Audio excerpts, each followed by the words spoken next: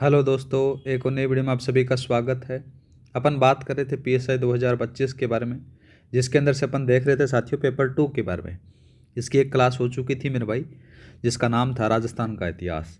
मोटा मोटी तौर पर अपन ने देख रहे थे मेरे भाई, मेवाड़ के इतिहास के बारे में अपन चर्चा कर रहे थे। मैं उम्मीद करता हूँ कि साथियों आपको मज़ा आया होगा क्लास के अंदर से। वैसे ही जैसे अपनी क्लास होती है और उसके बाद में आपको एक साथियों एमसीक्यूज़ का एक पैटर्न मिल जाता है, जिससे आपका रिवीजन भी बढ़िया हो जाता है मेरे भाई, और साथ ही आपकी तैयारी बढ़िया हो जाती है। मतलब कि एक क्लास जैसे ही आपने पढ़ी और उसके आपको एमसीक्यूज़ मिल जाते हैं। ठीक है, तो लास्ट क्लास में अपन लास्ट तक देख रहे थे मेरे भाई कि गुहिलों की उत्पत्ति के जो विभिन्न मत थे, ठीक है, जिसमें श्यामल दास के द्वारा, मुणोत नैणसी के द्वारा, कर्नल टोड के द्वारा साथियों, अबुल फजल के अनुसार और गोपीनाथ शर्मा के अनुसार ये सारी चीज़ें अपन ने देखी थी।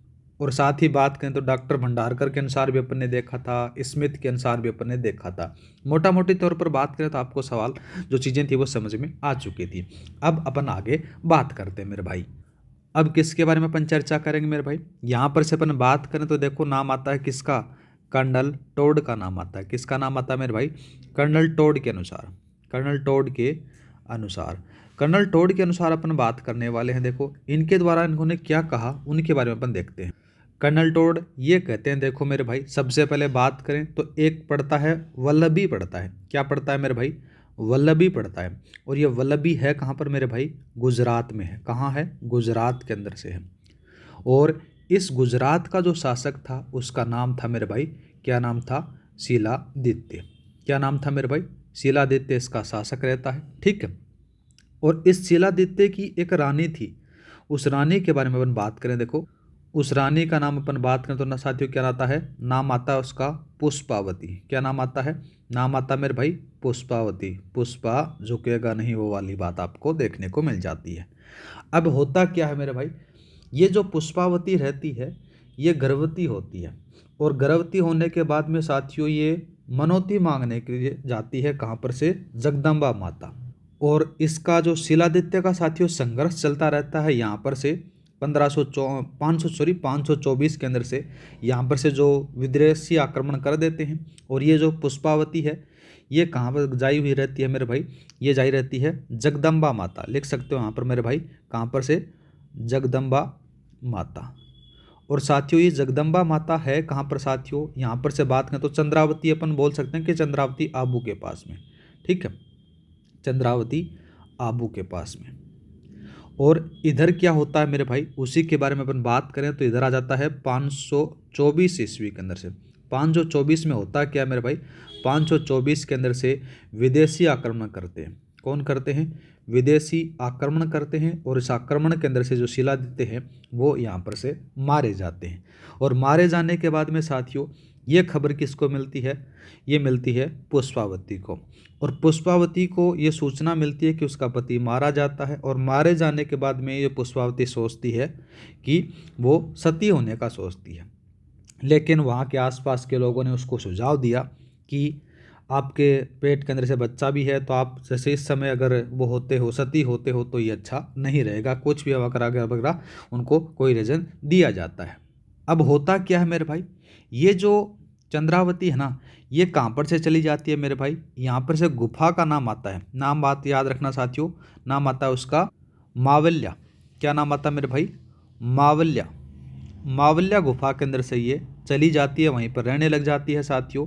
और वहाँ पर से साथियों क्या होती है? एक पुत्र को जन्म देती है। किसको जन्म देती है? पुत्र को जन्म देती है। ठीक है, और उस पुत्र का नाम बात करें तो साथियों नाम आता है कौन? गुहिलादित्य। क्या नाम आता है मेरे भाई? गुहिलादित्य, या फिर गुहादित्य भी बोल सकते हो। ठीक है, या फिर बोल सकते हो गो है। ये इसको जन्म देती है। बाद में क्या करते हैं साथियों, ये जो गुहिलादित्य गुहादित्य गुहा को साथियों ये क्या करती है, यहाँ पर से गुफा के पास में एक साथियों गांव पड़ता है। कौन सा गांव पड़ता है मेरे भाई? वीरनगर। क्या पड़ता है?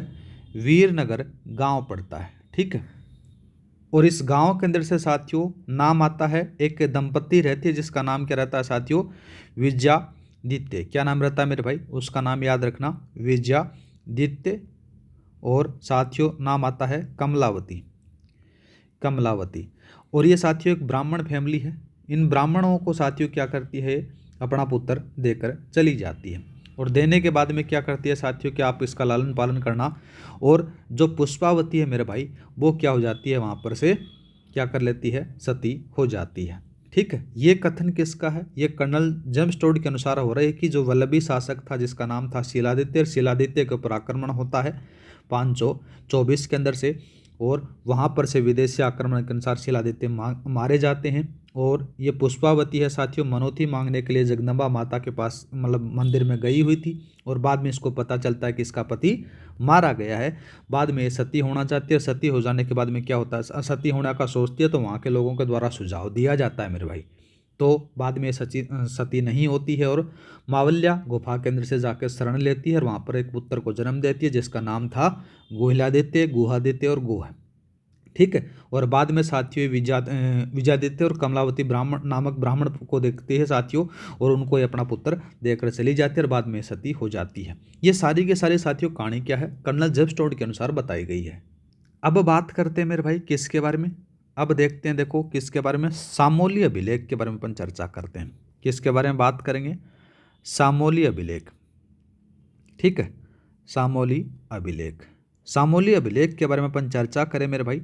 ये वर्तमान में कहाँ है मेरे भाई, ये आपको अजमेर संग्रहालय में देखने को मिलेगा। 646 की बात आती है, 646 उदयपुर, ये हेडिंग अपन डालते हैं। तो इसके बारे में अपन बात करें तो साथियों सबसे पहले बात करें तो नाम आता है GH ओझा ने पढ़ा। इस अभिलेख के आधार पर साथियों कर्नल टोड की शिलादित्य की कहानी यहाँ पर से खारिज हो जाती है। जो शिलादित्य के बारे में बताता है ना वो कर्नल टोड, वो कहानी है वहाँ यहाँ पर से खारिज हो जाती है मेरे भाई।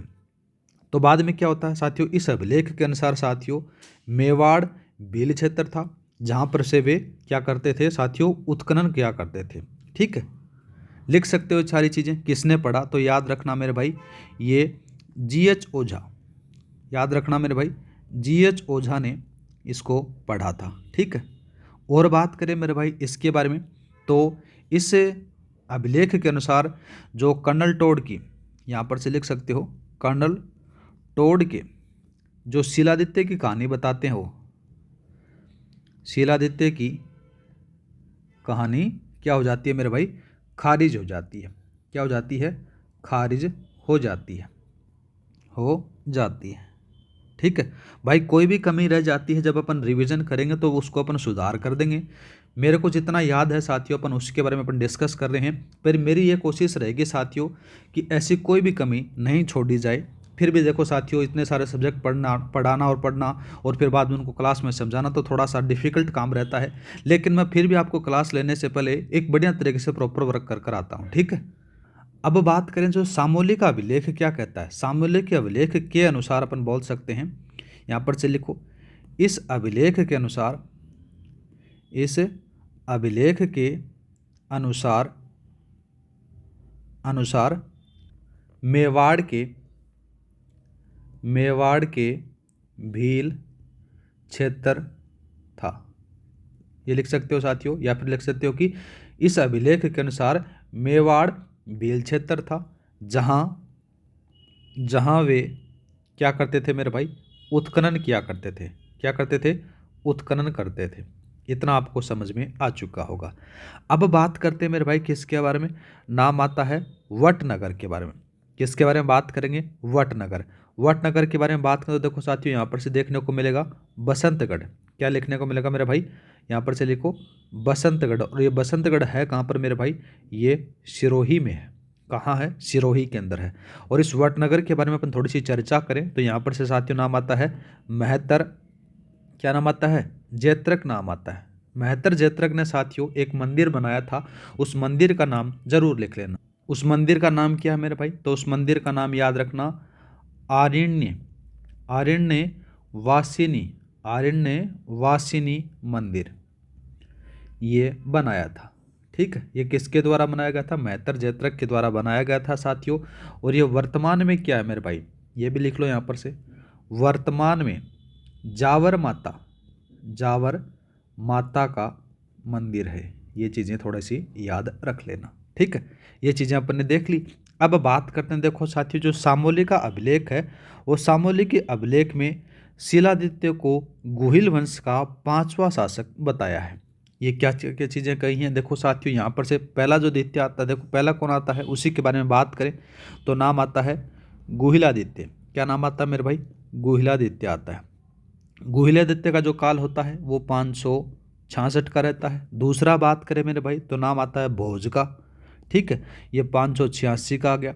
तीसरा बात करें मेरे भाई, नाम आता है महेंद्र का, ठीक है, और महेंद्र का 606 आ गया। और चौथा बात करें मेरे भाई, यहाँ पर चलता है नागा, तो नागा का 626 आ गया।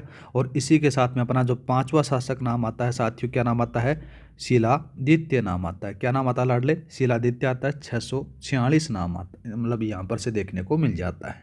ये बात कौन बनाता है मेरे भाई, ये याद रखना, ये आता है यहाँ पर, ये बात होती है सामौलिक अभिलेख से। किससे बात होती है मेरे भाई, यहाँ पर से लिख सकते हो सामौलिक अभिलेख के अनुसार। याद रखना मेरे भाई, सामौलिक का अभिलेख, ठीक है, सामूहिक के अभिलेख के अनुसार बात हो रही है यहाँ पर से। अब बात करते हैं मेरे भाई कि जो गुहिलों की पृष्ठभूमि है उसके बारे में अपन थोड़ी सी चर्चा करते हैं।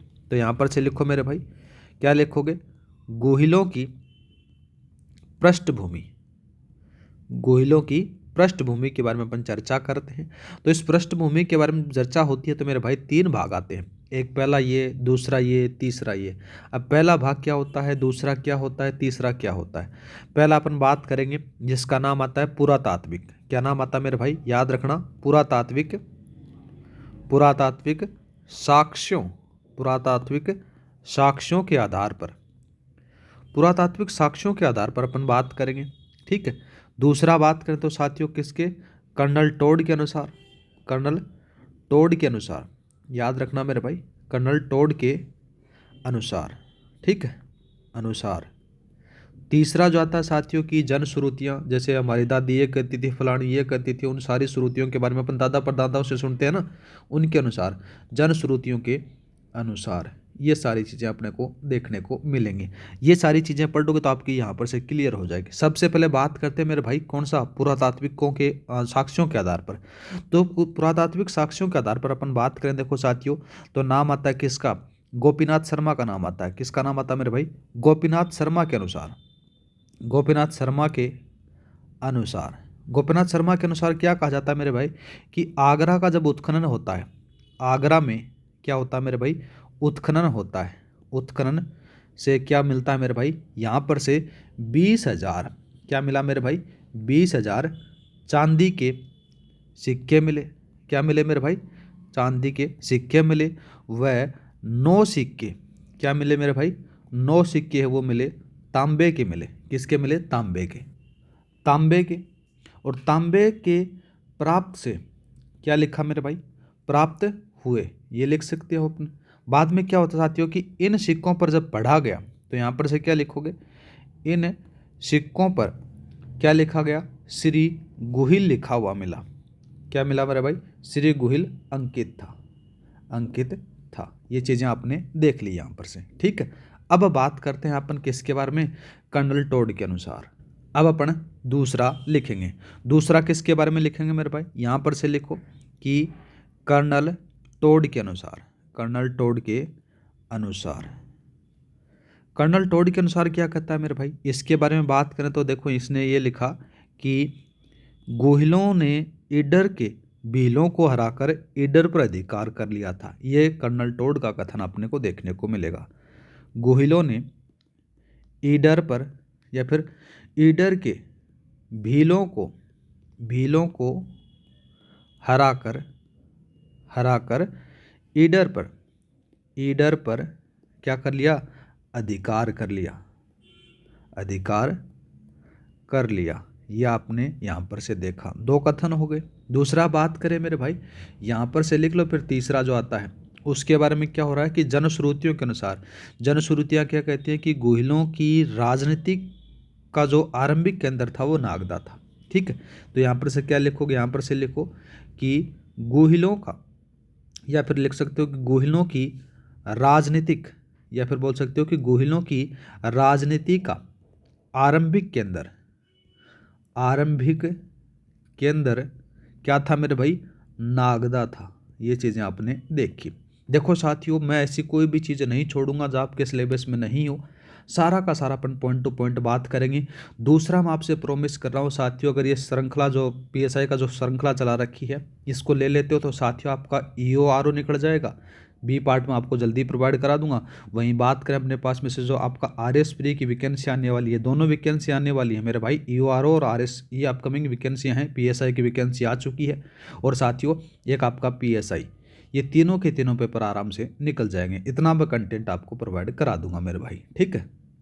और अलग अलग आपको गाइड लाने की ज़रूरत नहीं है। जितना कंटेंट मेरे को याद है, जितना मैंने पढ़ रखा है, जितना कंटेंट मैंने बना रखा है वो सफिशियंट है मेरे भाई एक राजस्थान के एग्ज़ाम निकालने के लिए, ठीक है।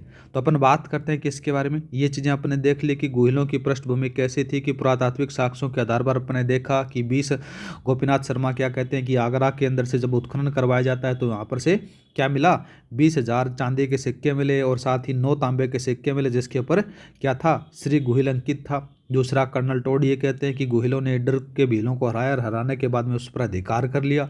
और जनश्रुतियाँ ये कहते हैं कि गोहिलों की राजनीतिक का जो आरंभिक केंद्र था वो नागदा था। ये सारी चीज़ें आपको समझ में आ चुकी होंगी, ठीक है। तो इसको थोड़ा सा अपन हटा देते हैं जिससे आपको PDF फाइल में कोई दिक्कत नहीं आए। अब दोबारा से कर्नल जेम्स टोड आ जाता है, वो दोबारा से कोई ना कोई कहानी बनाता है गोहिलों के बारे में। तो वो देख लो भाई, ये क्या कहता है मेरे भाई, ये कहता है कि यहाँ पर से लिखो कर्नल टोड के अनुसार, कर्नल टोड के अनुसार, कर्नल टोड के अनुसार बात करें मेरे भाई तो यहाँ पर से साथियों क्या बताता है कि गोहिल वंश का 8वां शासक बताता है।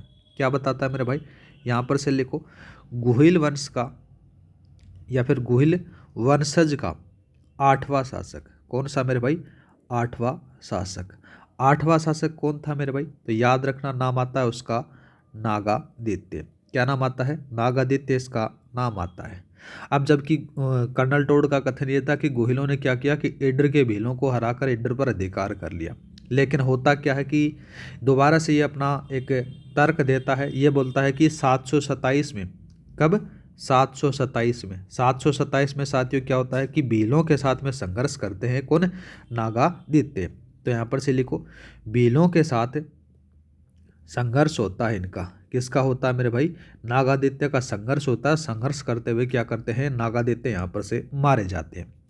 और मारे जाने के बाद में साथियों इसके ऊपर से दोबारा से ईडर के ऊपर क्या हो जाता है, जो भील है उनका अधिकार हो जाता है। तो यहाँ पर से लिख सकते हो कि 727 में भीलों के संघर्ष के साथ यह, या फिर बोल सकते हो कि नागादित्य मारे जाते हैं और ईडर पर पुनः भीलों का अधिकार हो जाता है। इतना समझ में आ गया। अब होता क्या है मेरे भाई, ये नागादित्य था ना, इसका एक छोटा सा बालक था मेरे भाई, 3 साल का था, जिसका नाम आप बात करेंगे अपन आगे। देखो साथियों इनका एक पुत्र आता है, उस पुत्र का नाम आता है साथियों क्या, बप्पा रावल नाम आता है, ठीक है। और बप्पा रावल की उस समय आयु थी, वो थी मेरे भाई 3 वर्ष। कितनी थी, 3 वर्ष की थी, छोटा टाबर था मेरे भाई, ठीक है। बाद में क्या होता है साथियों, इसकी सुरक्षा के लिए, इसकी सुरक्षा कौन करते हैं उनके बारे में अपन बात करें। देखो साथियों वो उसका पिताजी तो मारा जाता है लेकिन बप्पा रावल है, इसकी सुरक्षा के बारे में अपन थोड़ी सी देखते हैं, ठीक है। इसकी सुरक्षा करते कौन है मेरे भाई, उन्हीं के बारे में अपन बात करें तो साथियों नागर ब्राह्मणों के पास क्या जाता है मेरे भाई, यहाँ पर से लिखो नागर ब्राह्मणों के पास। और नागर ब्राह्मणों के पास में साथियों नाम आता है साथियों क्या, कमलावती। क्या नाम आता है, कमलावती आता है। वो इनकी सुरक्षा करते हैं। बाद में क्या करते हैं साथियों, ये कहाँ पर से ले आए इसको, कि इनको भीलों से डर था कि दोबारा से बप्पा रावल को मार न दिया जाए। तो साथियों ये लेकर आते हैं बंडेर दुर्ग। कहाँ लेकर आते हैं मेरे भाई, बंडेर दुर्ग लेकर आते हैं। कहाँ लेकर आ गए, बंडेर दुर्ग इसको लेकर आ जाते हैं।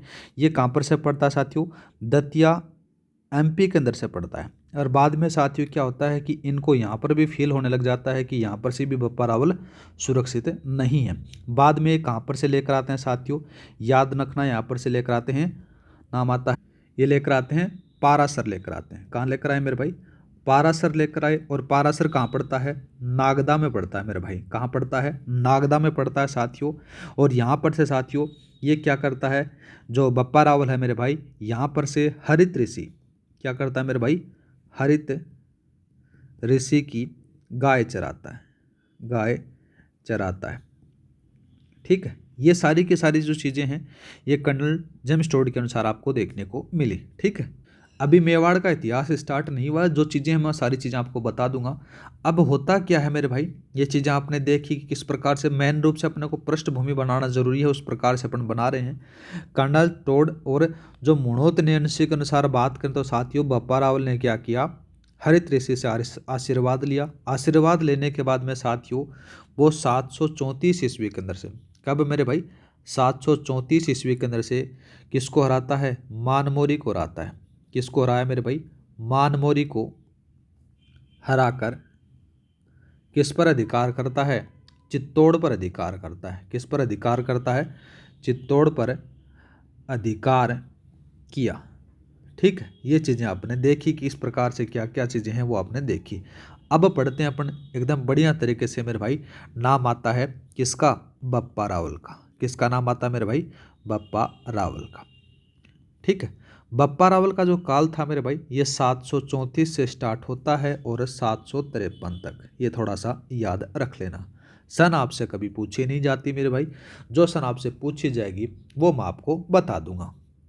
ठीक है, अब बात करते हैं इसके उपनाम। ठीक है, इसके उपनाम कौन कौन से हैं साथियों, इसको कहा जाता है बपक। ठीक है, या फिर बाप भी कहा जाता है, या फिर इसको साथियों बपक के नाम से भी जाना जाता है, या फिर इसको साथियों काल भोज भी कहते हैं। क्या कहते हैं, काल भोज भी इसको कहा जाता है। अब ये काल भोज कहा किसने था वो भी याद रख लेना मेरे भाई। नाम आता है किसका, जीएच ओझा। जीएच ओझा के अनुसार साथियों बप्पा रावल को काल भोज कहा गया था। ये चीज़ें आपने देखी। अब बात करते हैं बप्पा रावल की उपाधियाँ। ठीक है, उपाधियाँ, इन उपाधियों के बारे में अपन थोड़ा सा देख लेते हैं। उपाधियों के बारे में अपन बात करें तो साथियों कौन कौन सी इनको उपाधियाँ मिली हैं। देखो साथियों, मेरे को मैं दोबारा से बोल देता हूँ कि मेरे को स्टोरी नहीं आती है। ठीक है, ऐसे तो बहुत सारे लोग हैं वो 3-3 4-4 घंटे लेते हैं, पर मैं आपको एग्जाम ओरिएंटेड चीज़ें करा रहा हूँ जैसे आपका सिलेक्शन हो जाए। मेरे को कहानियाँ सुनानी नहीं आती, मेरे को आपको सिलेक्शन दिलाना है। कहानियाँ सुनाने लगे आप, बहुत सारे यूट्यूब के ऊपर जैसे लोग टीचर पढ़ाते हैं, उनके बारे में आप देख सकते हो मेरे भाई। आपको वहाँ पर से कंटेंट कम मिलेगा, कहानियाँ ज़्यादा मिलेंगी। मेरे पास में कहानियाँ जीरो मिलेंगी मेरे भाई, पर मेरे पास में कंटेंट बढ़िया मिलेगा। अभी हाल ही के अंदर से साथियों अपना जो वीडियो का एग्जाम हुआ है, वहाँ पर से आप MCQs वाली श्रृंखला को उठाकर देख लेना। उसमें से ऐसे क्वेश्चन आए हैं जिसमें आप मान से नहीं सकते हो। ठीक है, पर मेरे पास में ऐसा इतना टाइम नहीं है कि मैं आपको स्क्रीनशॉट डालकर इतना प्रूफ करूं कि कौन कौन से सवाल बने हैं। ठीक है, पर मेन रूप से बात करें तो साथियों जो इस श्रृंखला चल रही है PSI वाली, तो इसको देख लेना मेरे भाई। इससे 100% सवाल आएंगे जितना भी मैं आपको करा रहा हूँ। ठीक है, और उससे बाहर सवाल नहीं जाएंगी। और मैं आपसे दावा करता हूँ कि साथियों आपका एक एक जो टॉपिक है वो बढ़िया तरीके से आपको तैयार करवा दिया जाएगा। मेहनत आपको ही करनी पड़ेगी मेरे भाई। ठीक है, एग्जाम आपको ही देनी पड़ेगी, एग्जाम आपको ही पास करनी पड़ेगी। मैं केवल आपको रास्ता दिखा सकता हूँ। तो इनकी उपाधियों के बारे में अपन बात करते हैं तो देखो साथियों, पहले जो उपाधि नाम आती है, क्या नाम आता है साथियों, हिंदुआ सूरज। क्या नाम आता है, हिंदुआ सूरज कहा गया। दूसरा चकवे कहा गया मेरे भाई, क्या कहा गया, चकवे कहा गया। तीसरा राजगुरु कहा गया। क्या कहा गया मेरे भाई, राजगुरु कहा गया। ये सारी तीन उपाधियां आपको देखने को मिलेंगी। दूसरा बात करें मेरे भाई तो सीवी वेद ने बप्पा रावल की तुलना फ्रेंच एक सेनापति आता है चार्ल्स मोर्टले, ये जो यूरोप से की थी, वो याद रखना। देखो साथियों उसी के बारे में बात करें तो सीवी वेद क्या कहता है, सीवी वेद के अनुसार, सीवी वेद के अनुसार बप्पा रावल, बप्पा रावल की तुलना, बप्पा रावल की तुलना एक फ्रेंच नाम आता है मेरे भाई, फ्रेंच सेनापति, फ्रेंच सेनापति। जो फ्रेंच सेनापति का नाम बात करें तो नाम आता है मेरे भाई चार्ल्स, चार्ल्स मार्टेल नाम आता है। क्या नाम आता है मेरे भाई, मार्टेल नाम आता है, याद रखना। देखो साथियों मार्टेल, ठीक है, मार्टेल के साथ की थी। अब देखो साथियों ये चार्ल्स मार्टेल क्या था, यूरोप में सर्वप्रथम मुसलमानों को पराजित करने वाला था, इसलिए इसको यहाँ पर से ज़्यादा खराब होते देख लेना। यहाँ पर लिख सकता है कि साथियों की सीवी वेद के अनुसार जो बप्पा रावल की उपाधि, मतलब कि बप्पा रावल की तुलना किसके साथ में की, 2-4 नाम आपको दे सकता है। तो सारी चीज़ें थोड़े बहुत याद रख लेना। इतना आपको समझ में आ चुका है। और साथियों, जो आपको पीडीएफ फाइल मिलती है एमसीक्यूज वाली हर क्लास की, पीएसआई वाली क्लास के साथ में हर टॉपिक की मिल रही है मेरे भाई। जितना भी आपने पढ़ा, अब आगे से जो आएगी उसमें से मैं थोड़ा सा चेंज कर दूंगा मेरे भाई। उसमें से आपको क्वेश्चन मिलेंगे, आंसर नहीं मिलेंगे। आंसर आपको पहले आप क्लास लोगे तब आपको उसको हल कर पाओगे, जिससे आपका एक टेस्ट टाइप हो जाएगा मेरे भाई, या फिर बोल सकते हो कि उसकी तैयारी बढ़िया तरीके से हो जाएगी। और बात करें मेरे भाई, जैसे नाम आता है किसका, श्यामल दास जी के अनुसार। श्यामल दास जी के अनुसार बप्पा रावल हैं, ये हिंदुस्तान का प्रतापी और तेजस्वी शासक था।